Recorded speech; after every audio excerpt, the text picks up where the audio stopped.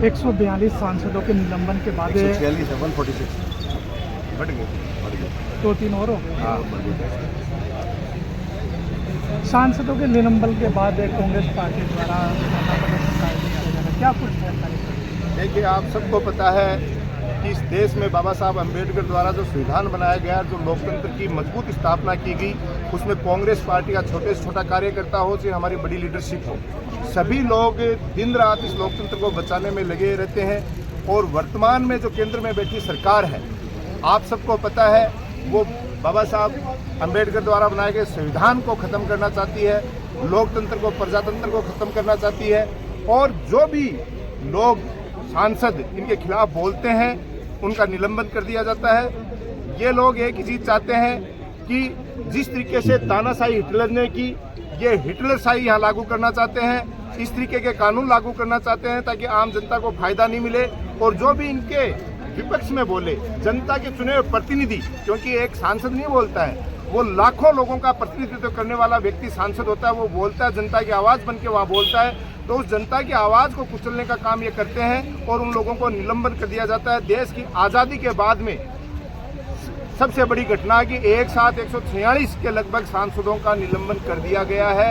ये लोकतंत्र की हत्या करने जैसा है। और जब लोग अपने मुद्दों की बात करते हैं तो ये जाति और धर्म के नाम पे लेके आ जाते हैं। बड़े बड़े पदों पे बैठे हैं लोग, जब उनके पास जनता काम से जाती है, समाज की बातें करती है, तो ये बात कही जाती है कि हम लोकतांत्रिक पदों पे बैठे लोग हैं, हम जाति और धर्म की बात करने वाले लोग नहीं हैं। और जब उनके ऊपर खुद पे आती है, आपने देखा पिछले दिनों में, ज़्यादा लंबी बात नहीं करना चाहता, तब ये लोग जाति और धर्म के नाम पे आ जाते हैं। लेकिन जब हमारी पहलवान बेटियां जंतर मंतर पे बैठी थी, इन्होंने कानों पे जू नहीं रही।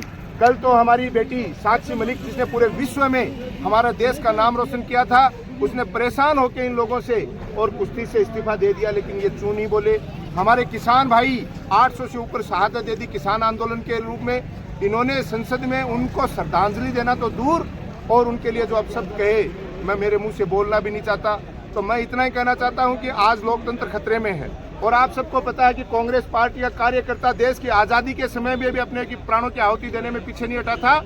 और आज भी इनकी तानाशाही प्रवृत्ति के खिलाफ हमने एक सांकेतिक धरना दे रहे हैं, जो हमारे केंद्रीय नेतृत्व खड़गे साहब और हमारे यहाँ के स्टेट के अध्यक्ष डोटासरा जी के नेतृत्व में पूरे जिलों में दिया जा रहा है। उसकी ये शुरुआत यहाँ से कर दी है।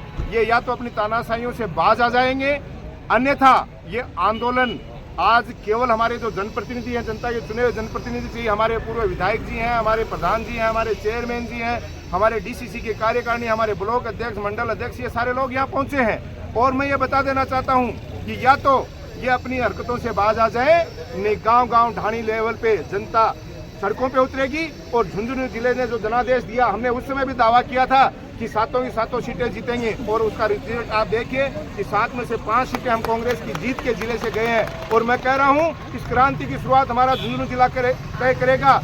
और मोदी जी इस बात से सबक ले लें। और आज आपके मीडिया के बंधुओं, मेरे सभी टीम के सामने ये दावा कर रहा हूं कि झुंझुनू जिले की लोकसभा की सीट भी कांग्रेस पार्टी का कार्यकर्ता जीतेगा। और वो आग यहाँ से चिंगारी भड़केगी, जो पूरे प्रदेश में और पूरे देश में फैलेगी, और इनकी तानाशाही सरकार की जड़ों को उखाड़ के हम फेंक देंगे। प्रदर्शन में, धरने में एक भी कांग्रेस का विधायक शामिल नहीं हुआ। 5 विधायक हैं जिले में। देखिए, मैं आपको बता दूं कि कांग्रेस के 5 विधायक हैं और लोकसभा में हमारे 6 विधायक हैं। आप सबको पता है कि विधानसभा में शपथ की प्रक्रियाएं चल रही हैं, नए नए विधायक चुन के गए हैं। लोकतांत्रिक प्रक्रिया में उन सब लोगों को हमारी सबसे बात हुई है। ये सब के प्रतिनिधित्व करने वाले, चाहे प्रधान हैं, चाहे हमारे जिला परिषद सदस्य हैं, चाहे हमारे ब्लॉक अध्यक्षगण हैं, डीसीसी के मेंबर हैं, एक एक कार्यकर्ता, क्योंकि हमारी पार्टी में सब समान है। हमारे विधायक महोदय जो सरकार बन रही है और उस प्रक्रिया से गुजर रहे हैं, और उनके निर्देशानुसार ही, पूरी टीम के निर्देशानुसार, आप सबको पता है कि 7 विधानसभाओं के कार्यकर्ता आपके सामने मौजूद हैं। और ये एक शुरुआत है, केवल सांकेतिक धरना है। मैं कह रहा हूँ ये केवल चिंगारी है। और आने वाले दिनों में हमारे विधायक ही नहीं, हमारा छोटा छोटा कार्यकर्ता और हमारी लीडरशिप, चाहे वो स्टेट की हो, डोटासरा जी के नेतृत्व में हो, और चाहे हमारे आदरणीय खड़गे साहब और राहुल गांधी जी के नेतृत्व में हो, हम सब लोग एक ही जाजम पे। और ये बात आपको मैंने विधानसभा चुनाव से पहले भी कह दी थी कि कांग्रेस का कार्यकर्ता एकजुट हो चुका है। उस समय भी आप लोग, कई लोग मजाक उड़ाते थे इस बात को, और उस बात का रिजल्ट हमारे झुंझुनू के कांग्रेस कार्यकर्ताओं ने 7 में से 5 सीटें जिता के भेजी।